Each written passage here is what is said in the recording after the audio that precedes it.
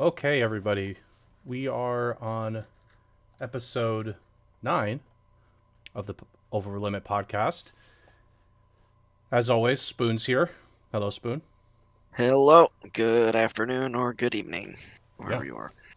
So, let's start with some quick community updates for just general stuff, and then we'll talk about the merch store that opened. We'll also talk about some other stuff as well after that, I'm sure.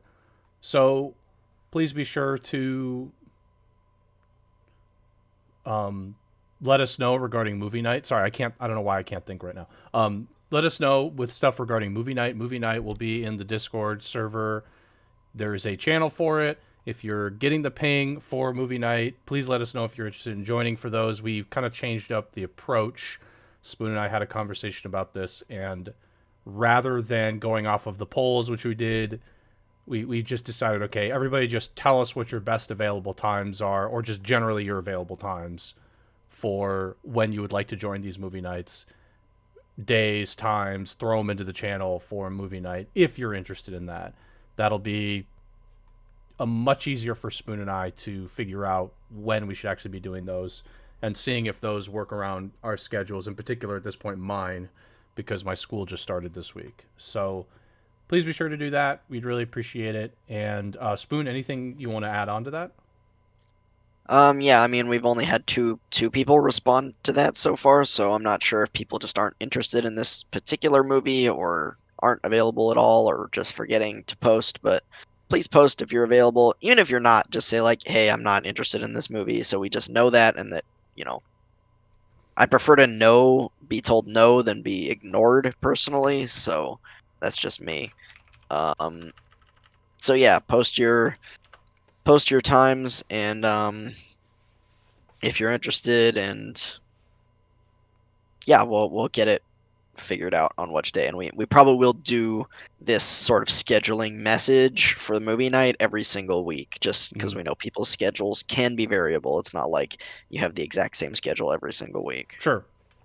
So, um, yeah, I think that's pretty good for movie night stuff, right? Just feel free to put your availability in there, even if you're not interested in the movie. Let us know you're not interested in the particular movie, but still put your availability, like Spoon said. We'd really appreciate that. I'm going to shift gears now to our other overlay, assuming that it is working properly. Let me just double check it. Okay, it is. So now we're going to be discussing the merch store. So Spoon and I, it was brought up before in one of our streams. We sort of had a conversation, Spoon and and I think we both mutually agreed that it doesn't really hurt to have it. Spoon, do you want to just add anything on top of that before we talk about the items in here? Oh, I mean, yeah, this was. I mean, I assume it didn't take you too long to do this. Auto put it together. So I didn't do much on this, but yeah, it was requested, I think, by Brea last week Mm-hmm. during the podcast.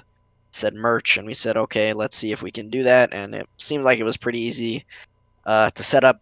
Obviously, the designs we have are just very simple. It's just like the white on, the logo on white. Um, so Mm-hmm. yeah, no, but it's there, Yep. and I think it's cool. So this didn't take long to put together at all. I'm not even kidding. It took about 15 minutes to get it all together. Each item, it was just like figuring out where to put the logo.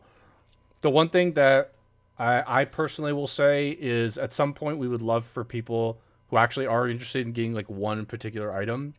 Let us know if there's like a design you can think of that would be fun. I'll just say fun because and the design it can't be something that's already, we'll say, copyrighted material. So you can't just say like put Rex from Xenoblade in there. That's not how it works. More like put something like potentially related to that or something we can use that's not necessarily strictly copyrighted. But everything in here we have, the hoodie is not a zip. It's not a zip up hoodie, which is one thing that I don't like. Me, I like zip hoodies. They didn't have any zip hoodies on there. We also had the mugs. Again, the mugs, they really didn't let us do too much with the mugs regarding design, but we got to do Just a very simple like OverLimit white mug. Mouse pad. There is an extra large mouse pad option that wasn't put on here because we weren't sure we wanted to do it just yet. And then there's the t-shirt designs. So if you're interested in that, there is a command in the channel. The bot used to spam it like crazy. So this time just put the exclamation point merch on here and you'll get a link for that. There's plenty of different options. If we just go over to the t-shirt, you can select your color. Obviously, we have 4 different color options. There were other ones, but they didn't work particularly well with the actual logo. So if we go with like silver, for example, or let's just navy works okay. And then you can get your size options up here. And then that's pretty much how it'll work. You add to cart and everything else. I don't know regarding shipping times of the clothing, like the t-shirts and stuff, but will say the coffee mug shipped for Bray and I today. And we had ordered it like, I think I ordered it like when we first opened the store. So these coffee mugs were pretty fast to order. And also, I do want to mention one more thing, just from my opinion. I think these, obviously, you could sort of say what you want, but I think these are reasonable prices for all these things. Generally speaking, like t-shirts could go all the way up to like $20 to $25. I've seen.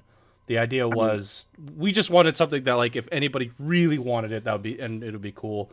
We really don't get much from this, to be honest. If you bought one of everything, it'd be what, like $70? That's pretty cheap. With assuming we're accounting for the sales tax and shipping, and maybe it's like 75 or 80. Yeah. It's very cheap for shipping. It's very cheap for custom merch. The profit margins are super low by comparison to anybody else you've seen. Again, I really don't think Spoon and I expect, we're going to make like hundreds and thousands of dollars off merch. The idea is like, okay, if you guys want something cool that's related to podcast, go for it. I think like for the coffee mug, for example, we make like $1.50 of profit. So yeah, that's just like everything is that low. So that's the merch store. Also, there are other items we can put on here. There were blankets. There was the XL mouse pad, which I mentioned before. Stickers. Stickers were there as an option. There was one other one. Spoon. What was the other option? Oh, there was like tank tops. I think there was a tank top option. If you like the sleeveless. There are no arm sleeves. Hectic. I'm sorry. You'll have to just continue going to Etsy for that. I don't know of any like stream related merch store that has arm sleeves as an option. Be interesting if there were some. But yeah, like Stream Elements, I will say didn't have tons of options for stuff, but it just worked out well because we already used Stream Elements for the bot command. It was pretty seamless to put it in there. So yeah, if you're interested in buying any of this stuff, I personally really wanted a coffee mug because I told the story in the stream. My mom broke my other one. She accidentally knocked it over, so it broke. So I was really interested in getting a new coffee mug. And $10 is actually a pretty good price for a branded coffee mug. These things can actually go up quite a bit when you put stuff on them. So that's pretty much it. I mean, if there's any other stuff, just let us know. And I think I did post the other options in our Discord server. If you want us to put something else up on there, just let us know. So yeah, any other stuff, Spoon, before I move to the YouTube? Nope. Yeah, I mean, I probably will get it. I'll probably get at least the mouse pad and a shirt. I don't know. I'm thinking about the hoodie, but like feel like I have enough hoodies. I'm not sure I need the hoodie. If this was a zip-up hoodie, I will say, if we were allowed to do zip-up hoodies, which I hope they put in the future, I would totally get a zip-up hoodie. Yeah. I love the zip-up hoodies. But anyway, yeah, if you guys are interested, feel free. Again, I think these are good prices for these things. Obviously, we're biased, but based on what we've seen. Okay, let's head over to the YouTube real quick. So, once again, plug into YouTube as I typically do in the podcasts in particular. All of our playthroughs and podcasts go up on our YouTube. Please feel free to subscribe. Go through our videos, like them if you can. Comment if you're really up for it. We'd really appreciate that. Spoon and I, every time we post a new video, whether it's Spoon posting his Hades or me posting Xenoblade, we see the comments. Like, and I'll just show you. If you go to the actual, you can see like, okay, people have commented. Like Brea just commented on here for the newest video that we put up here for my Xenoblade playthrough. We can see those comments and we try and respond and like them and all that. So just if you have some time and want to go through these, we'd really appreciate it and do that. We don't expect you to like go crazy, but just help us spread the word and continue to try and build this. I think we're doing a pretty solid job so far, given everything. So please just continue to do that, and we'd appreciate it. Anything else, Spoon, on top of that? Nope. Okay. We're good. All right. So that is the community portion. Spoon, do you have anything else you want to add before we move to any sort of news or game news, and we actually just get through the podcast conversation? I don't think so. Okay. Yeah. So let's shift gears now to just some very light topics before we talk about our Hades impressions and Xenoblade and all that, and some other things, of course. Let's talk about I had mentioned to these right before we were starting, and I want to talk about this. We've talked about this game so many times. I don't even know how many, but I swear it's been almost a dozen times. It feels like it's almost been a dozen times. So this is the Steam charts for Marvel's Avengers. The reason why I specifically wanted to talk about this, but I think Spoon will have just a nice little conversation about this, is last month they had a new update to the game. They brought a new character. I think there was some additional content on top of that. They're talking about changing the gear in the game a little bit and some other changes to the game as is. But one of the things that was very interesting on here was, again, an update happened in December. If we look at the data from December on the players from November to December, there's going to be something very troubling. So here's November. We've shown November before, where November Steam chart average players were around 843, which for a game like this is horrible. It's essentially to the point where you couldn't properly matchmake. So December was when a content, new character and such dropped. There was hardly any player base gain overall on average. The percentage change was 5%. Now, the peak players did go up, I guess, like almost by 1,000. It looks like 700, but nobody came back to the game even after a new character released.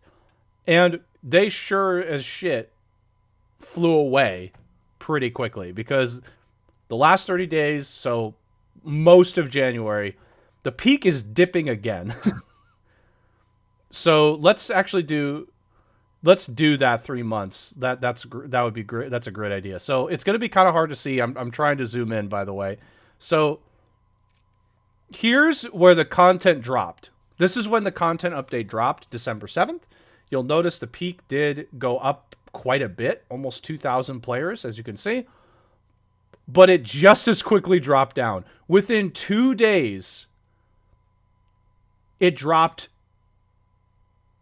I want to say, looks like 1,300 players.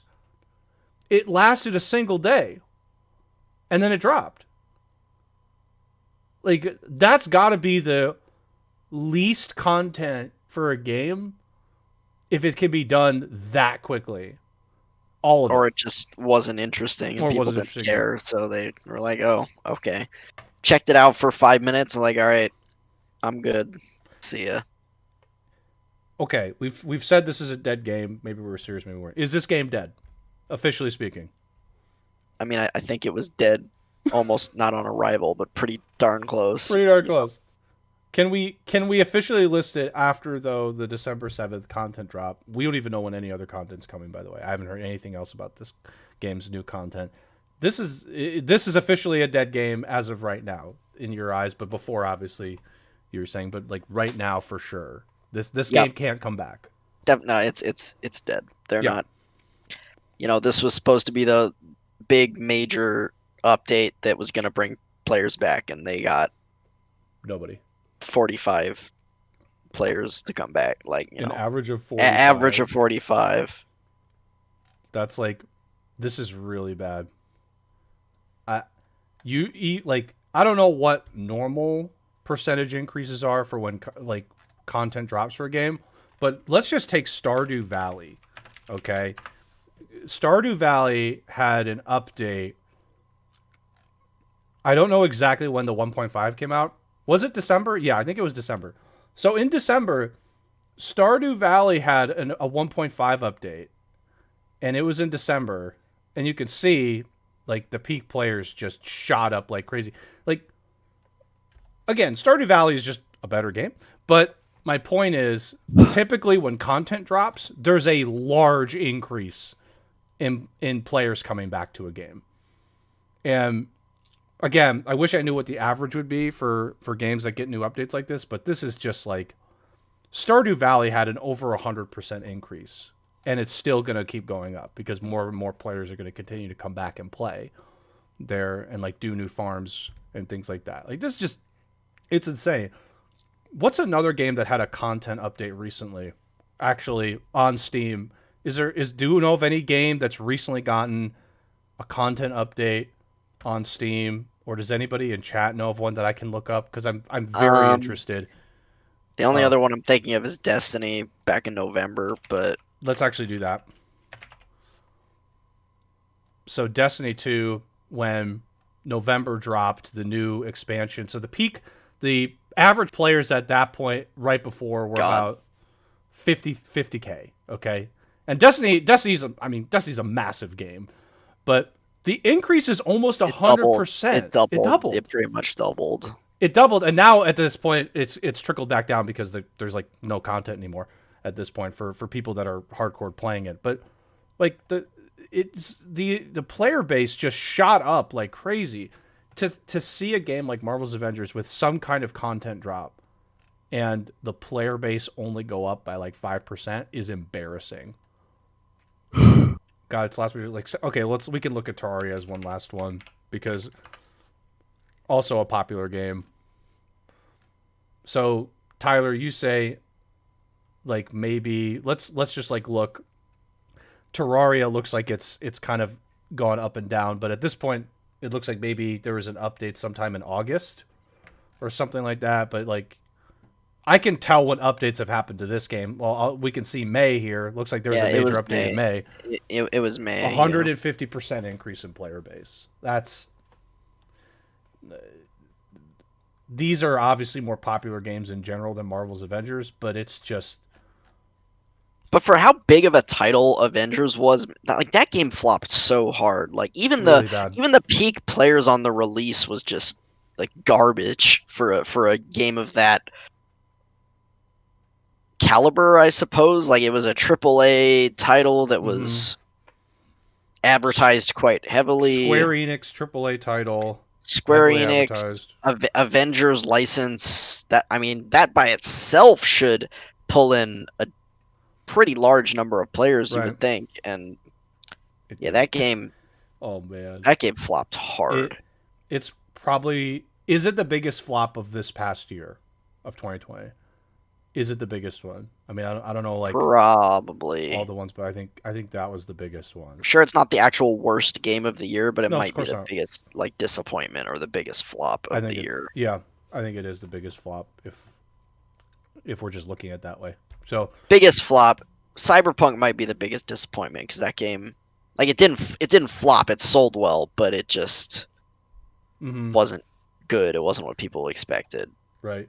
Avengers is probably the biggest flop financially. Right. Oh, I'm getting some frame drops. That's crazy. I apologize if we're getting some drop frames here for the podcast stream. Okay.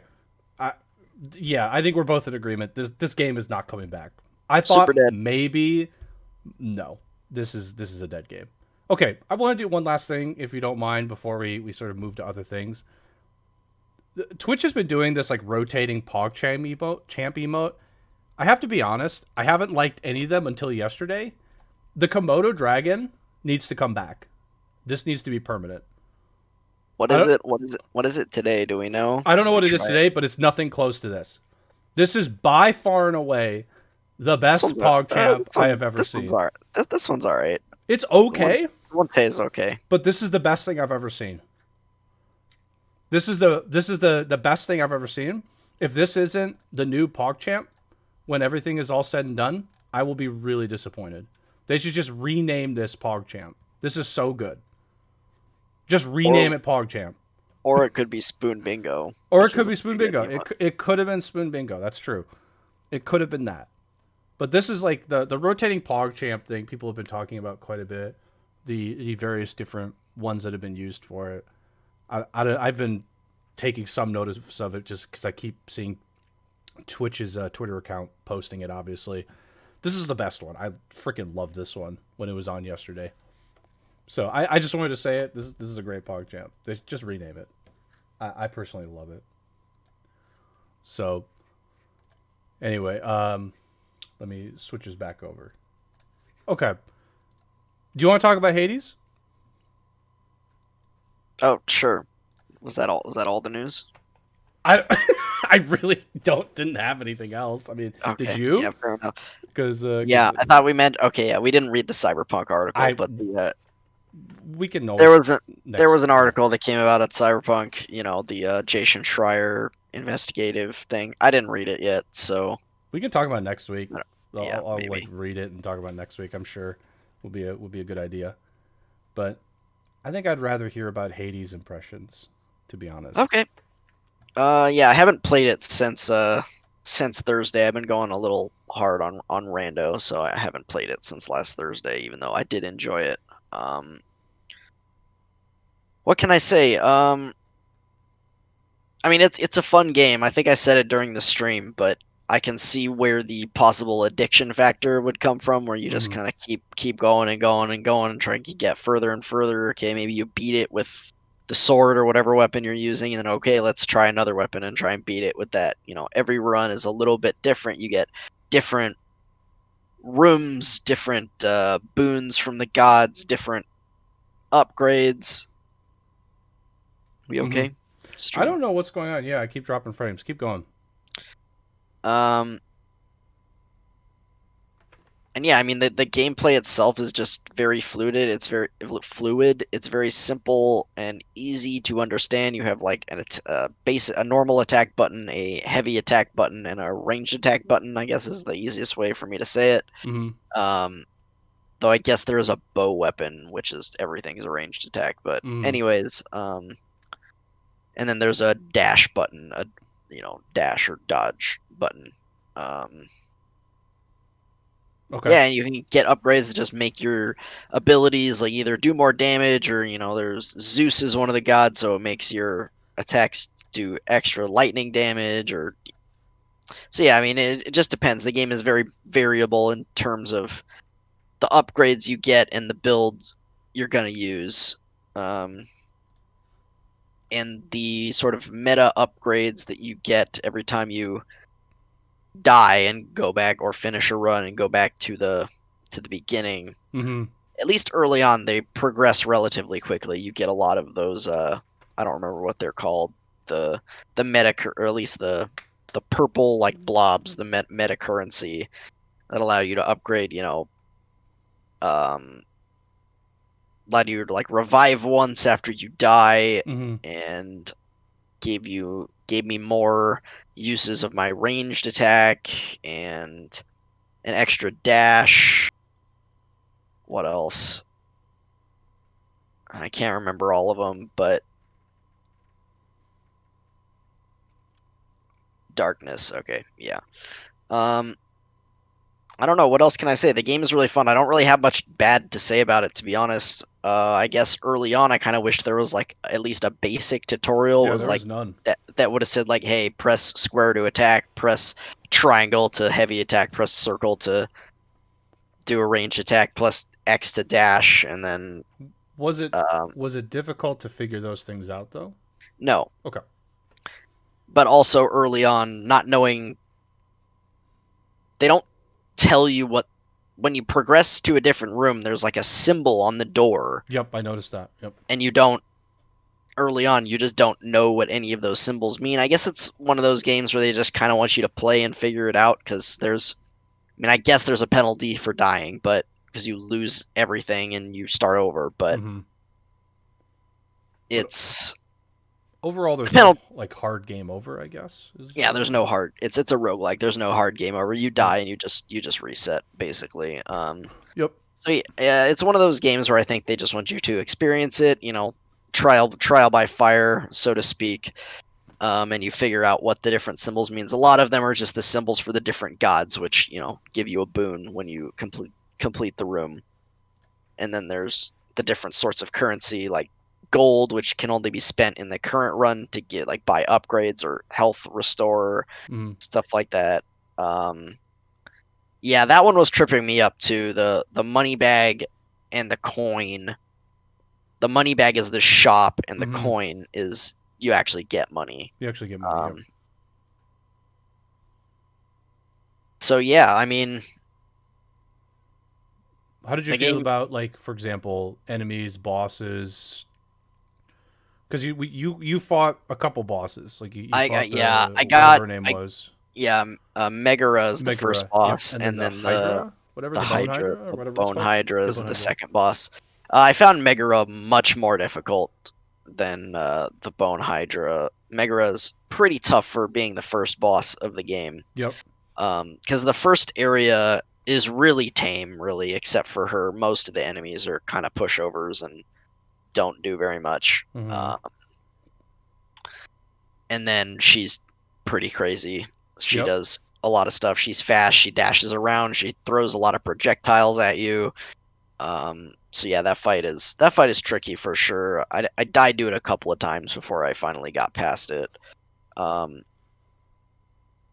and then the second area, like there's lava everywhere in the second area, but other than that, it's not that bad. I don't remember Yep. too many enemies in the second area that were that annoying, and the boss was just The he just actual wasn't that yeah. hard. He didn't, you know, it's the bone hydra, so I mean, there can be a lot of stuff on screen, but he doesn't move. It's a sort of a stagnant target for the most part, Mm-hmm. so you just kind of dodge his attacks and then go in when there's an opening and hit it, and you'll kill it eventually. Um, Okay.